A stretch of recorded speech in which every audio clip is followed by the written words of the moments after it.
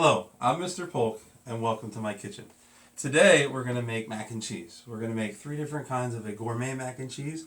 We're going to make a buffalo chicken mac and cheese. We're going to make a cheesesteak mac and cheese. And we're going to finish with making a crab and shrimp mac and cheese. So they're going to be all a little different, but any of the mac and cheeses or any sauce is going to start this way. Any white sauce, a bechamel as we call it. We're going to start by turning on our stove here, and you're going to put in the butter. So we're going to start by putting in a half cup of butter. And I already have the butter in, it's melted, but it's got to sizzle up. Once the butter starts to sizzle up, we're going to put our flour in all at one shot. And that's what creates the roux, okay? So I think you start to hear the little sizzle sazzle. All right, it's starting to sizzle. Once the butter sizzles, that's when we're going to put the roux, or put the flour in. So the trick is, people want to put in a little bit at a time. It really needs to go in all at once, as we say, all at one time. And then start with either a spatula or a spoon, and you want to start mixing it right away. Now, flour will cook and brown. There's different colors of roux. We want it just to be what we call a white roux. So all we want to do is just kind of keep cooking it like this, all right, just a little bit. And what's going to happen is it's going to start to bubble, and after it bubbles for a little bit, you're going to see it cook out all of the flour, and then it's good. The purpose of the roux is to use the flour to thicken our liquid, which in this case is going to be half and half. The trick with the roux is that either the roux has to be hot and the liquid cold, or the liquid has to be cold and the roux hot. Either way. So in this case, what we're going to do is we have a hot roux. This roux is getting all good and bubbly. I can tip it a little bit there. And once it's good and bubbly, it's ready to go. So what we're going to do is, this recipe is the one that is going to be for the chicken. So this takes 4 cups. So we're going to put 4 cups of half and half right in here. And as soon as it goes in, we want to switch to a whisk, because now we really have to go and get it going together. We don't want the roux to sit on the bottom. If the roux sits on the bottom, it's going to burn. Okay? And what we want to do is get this to the point where it boils. It starts to go blub blub. When it boils, then it's going to thicken. The roux's not, like, it looks like nothing right now, okay? The roux doesn't do anything. Starch won't activate until it comes to a boil. So we're just going to sort of keep an eye on this and stir it every once in a while. And then when it finally starts to come to a boil, you're going to notice it starts to thicken. For the second one, well, while that's resting, the second one we're going to make a cheesesteak. So we're going to turn our burner on here, and we're going to let that heat up for a second. And what the idea here is, we want to actually make cheesesteak in our mac and cheese. So think of the components of a cheesesteak. We're going to start by putting a touch of oil down, just a little bit. Okay, and then we're going to put in our cheesesteak. And this is just cheesesteak meat. It's ribeye. It's been thinly sliced. You can buy it fresh or frozen. This was fresh, and it goes right in the pan. And the idea here is, this meat is very thin, so it cooks very quickly. All right, so you just want to kind of get it in your pan and get it cooking. Okay.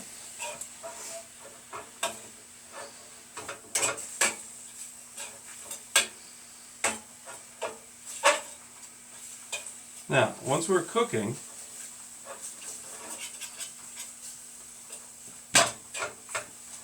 we want to keep going. Starting to get some brown to it.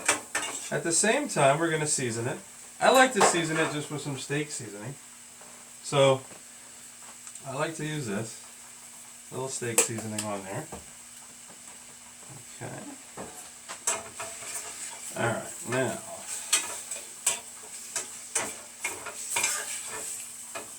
that's looking real good. Now, let's check our roux from the first one. Alright, that's looking good. We want to make sure that it doesn't burn on the bottom. Okay, so you might have to turn down your heat a little bit. If you start to feel like it's starting to stick a little, that's where, this is something where if you have time, you want to keep stirring it. So this feels pretty good to me. I'm going to turn my heat down just a little bit, because it just has to come to a boil. Alright. Now, this is looking really good. Okay. As soon as it's cooked, we're going to take it out, and then we're going to work on some peppers and onions. Okay. Alright, that's looking good.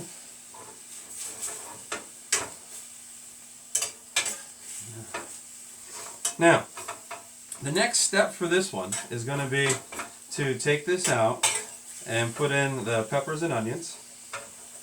And once the peppers and onions go in, that's going to take up any of these little bits on the bottom of the pan, and then we're going to be able to prepare the sauce.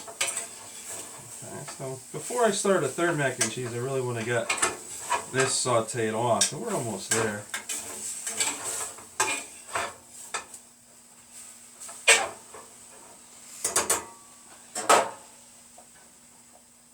Okay.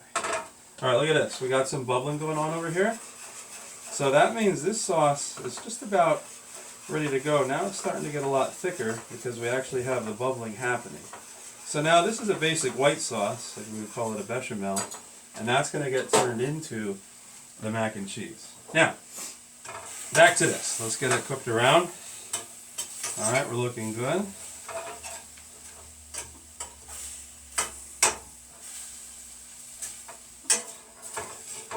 Okay.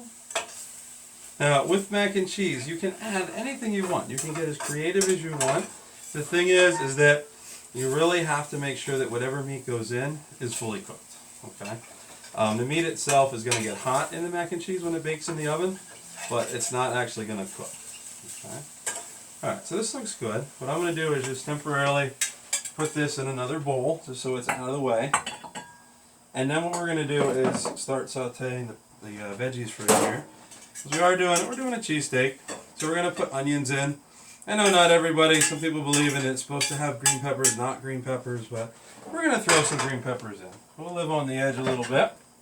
So I already have pre-cut in little small dice, 1/4-inch dice. I have my onions in there, and I have my peppers, and we're going to go ahead and get started. So now these are going to saute a little bit. There's plenty of oil or grease in there left over from the meat. You don't have to worry about it. Okay. Alright. Now, this has gotten nice and thick, so I'm just going to turn it on real low for a while. Alright. And then these are going to saute.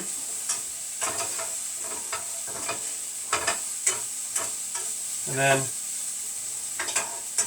while this is sauteing, what we're going to do is we're going to work on the mac and cheese for this right away. So the two components is whatever you're going to mix in, and then you're going to have your cheese sauce. So here's the bechamel that I already started, and it's pretty hot, so I'm just going to turn the heat back up. And what's going to happen is I'm going to add all of the cheese. So pretty much you want to have your mixture hot, and then you're going to put your cheese in. So for the cheesesteak, this one's going to be, it's going to be like an American cheesesteak. So we're going to start by putting in, I will put in some American cheese. Okay. And then I like to blend flavors a little bit. So I like a little bit of the American and a little bit of provolone to go together.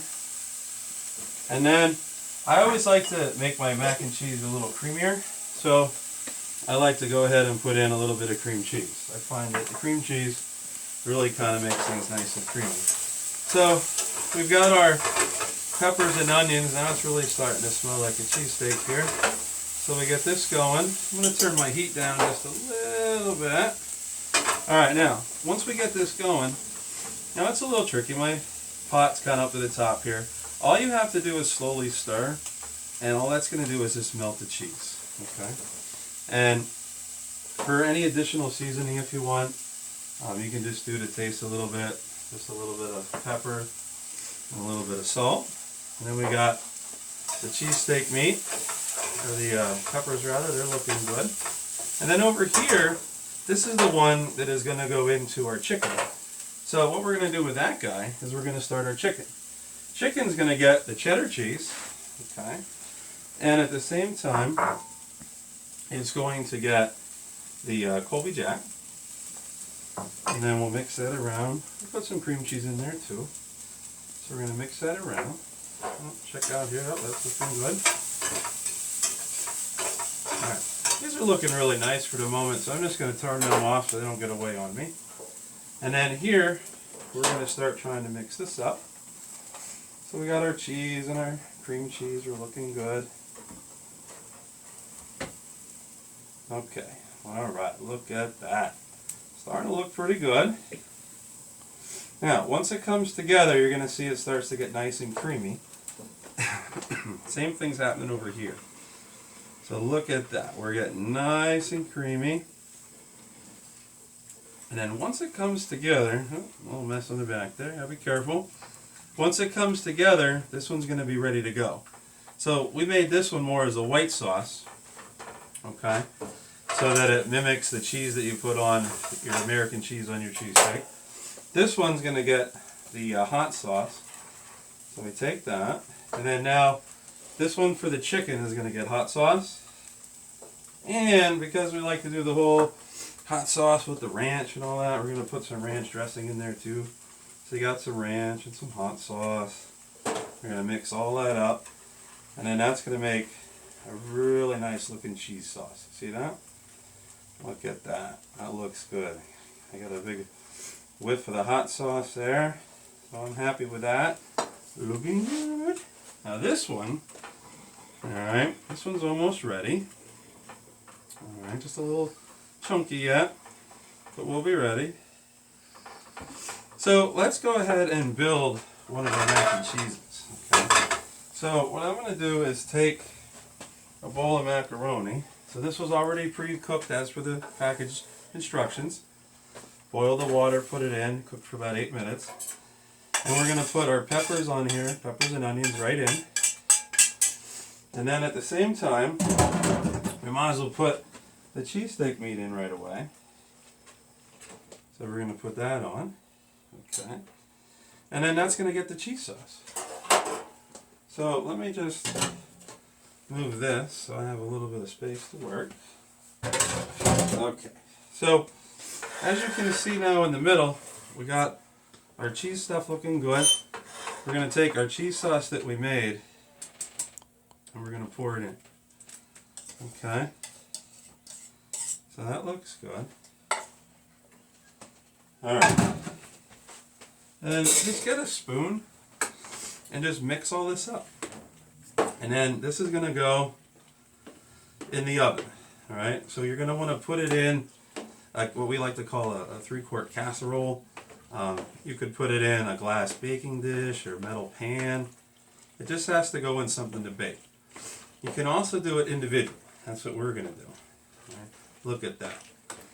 Okay, all the goodies of a cheesesteak all mixed up in there. All good cheeses, all good macaroni. You got the cheesesteak meat, the peppers, the onions. Alright, that looks good. So I'm going to use these little ramekins here. These are oven-proof ramekin. And I'm just going to scoop it in. This would be kind of like if you were at a restaurant and you were getting your individual portions. Okay. So right now the cheese sauce looks great.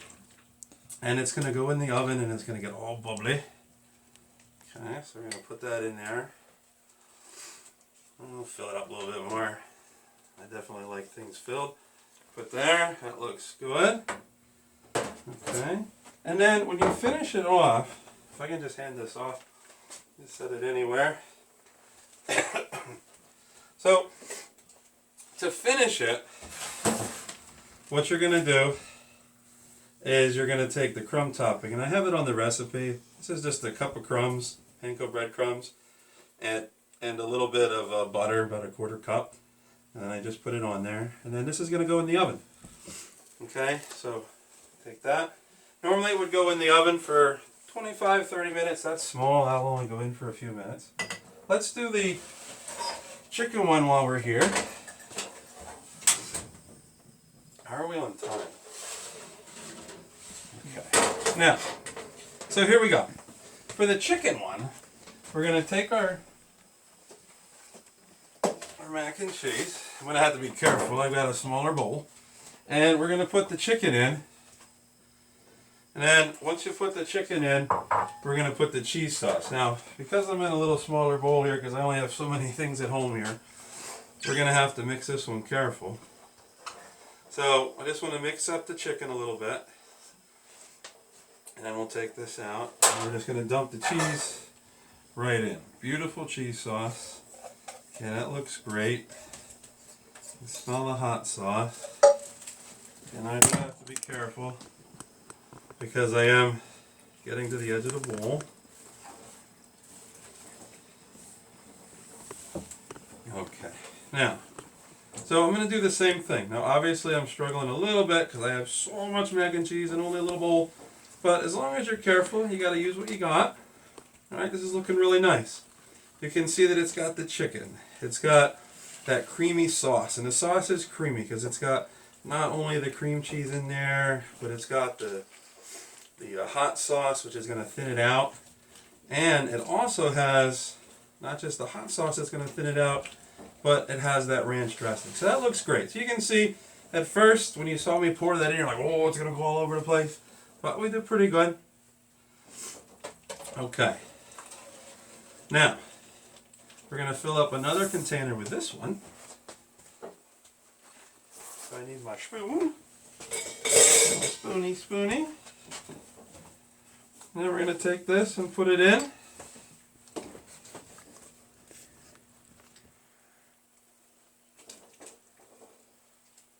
Okay. Now, this one we're going to do the same thing. Look at that. Oh, that looks great. Nice and creamy. It's got a gorgeous color. Okay. And then I'm going to do the same thing with the crumbs. Now this one, I'm going to put the crumbs on, but I'm also going to put a little bit more cheese too. So I'm going to put a little cheese underneath it. And then we're going to go for the crumbs. And then we have one more mac and cheese to make. How much time do I have left with you today? 13 minutes. Okay. So here we go.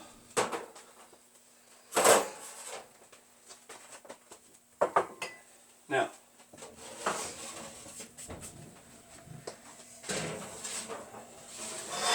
the last one I want to do is the seafood one. And that's a lot of fun. A lot of times everybody talks about lobster mac, so I like to mix it up a little bit.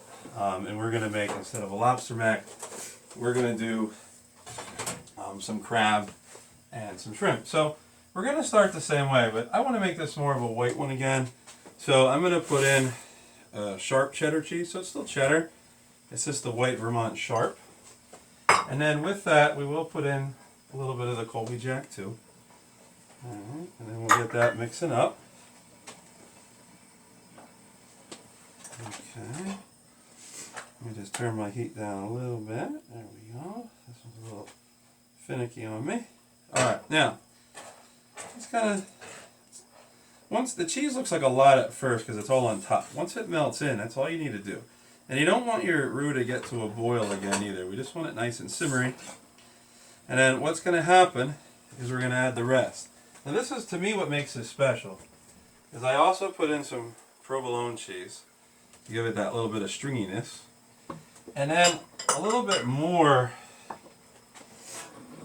of cream cheese than my other ones, because you always think of that creaminess with like a New England clam chowder. And then I don't want to make this like the buffalo one. I don't want it hot. But what I do want is it to have a little bit of flavor. So I put in like, I don't know, 2 to 3 tablespoons or so of hot sauce.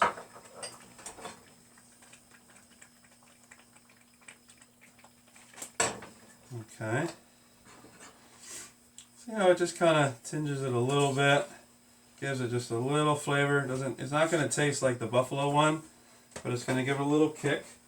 And then I also like to put in a little bit of mustard, mainly because if you think of making crab cakes, you put a little bit of mustard in there. And I even put mustard in my regular mac and cheese. So we do that. And then the last thing is a special ingredient of mine, and that's called Boursin cheese. This is a brand name cheese. It's got garlic and all kinds of good stuff in there, and it not only adds to the creaminess, which it's definitely going to do, but it adds to the flavor. Okay. And then we stir all that up.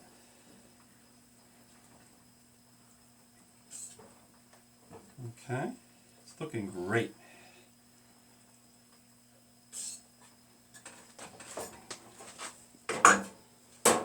Now, the next step is it also gets some seasoning. So this is your crab cake seasoning, crab seasoning. I put in about 2 teaspoons. You can decide what you want to do. If you want it a little bit stronger or a little bit less, you can play around with that. You really have to, and that's what this is all about, is letting you be the chef. You have to play with your flavors.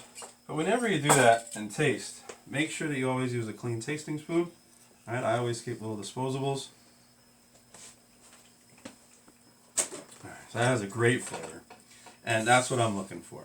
You got a little bit of kick out of everything. So I'm going to shut her down. And we're going to make our last mac and cheese. So for the last one, we are going to take our noodles and we're going to put in our shrimp. This was pre-cooked shrimp, and I cut it up in little 1/4-inch dice, little small dice. And then this was a lump crab meat. All right, so we got everything in there. Look at that. And then we mix it up first a little bit. Get everything together. And now we put it in. So we're just going to pour. This is a beautiful looking sauce. Nice color. And we're going to go right in there. And then we're going to mix it up.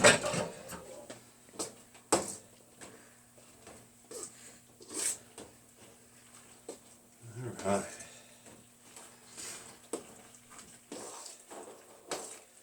Nice and creamy. Got all that goodness in there. And then we're going to finish by filling up another ramekin. That looks great. And again, you could just put this all in your baking dish. I'm just going to fill out one little ramekin for you.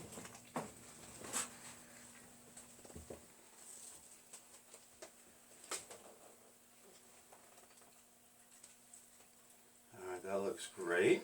Look at that.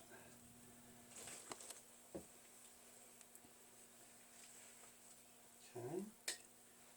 And then to finish, I'm just going to put crumbs.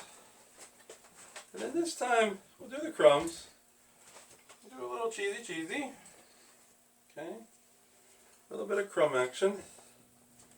And then, just to add to the coloring, because it is, with the crab and everything, we'll put a little bit more of the crab seasoning. Just like that. Okay. Now, let's take a look at what we made today.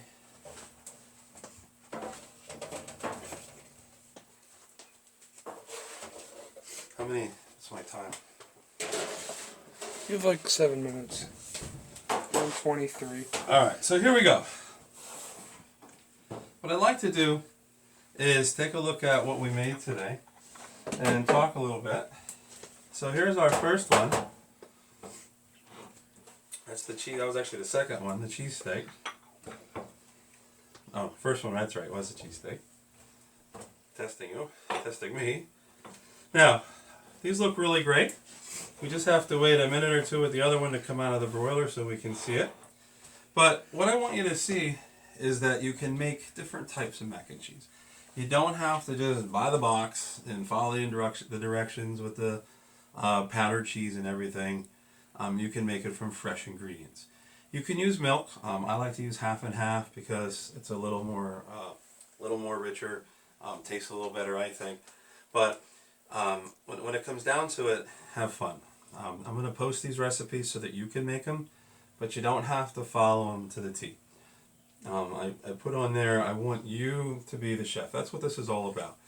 Working in a kitchen, it's learning your palate, learning how to have flavors, and that's what I want. I want you to mix the sauce and be, oh, it needs a little salt and pepper. Oh, it should have a little more creaminess. But you can see that the finished product is great. When you do the breadcrumbs, because I did kind of skip over that, I didn't show you how to make these. It is important. I melted the butter, and then I put the breadcrumbs in and I mixed them. It's important to have a little bit of butter with the breadcrumbs because that's what lets them brown like this. Okay? And then we have our last one coming up.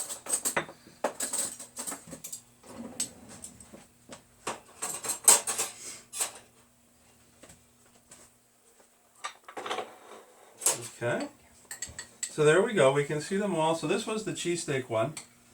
Okay. Look at that creaminess in there. The only thing you could do different with the cheesesteak is some people might want to put a little marinara if you're into the, when you get your cheesesteak, if you say sauce and onions, some people might have wanted to drizzle a little of the sauce on top, or it might even be fun if you were serving this sauce on the side.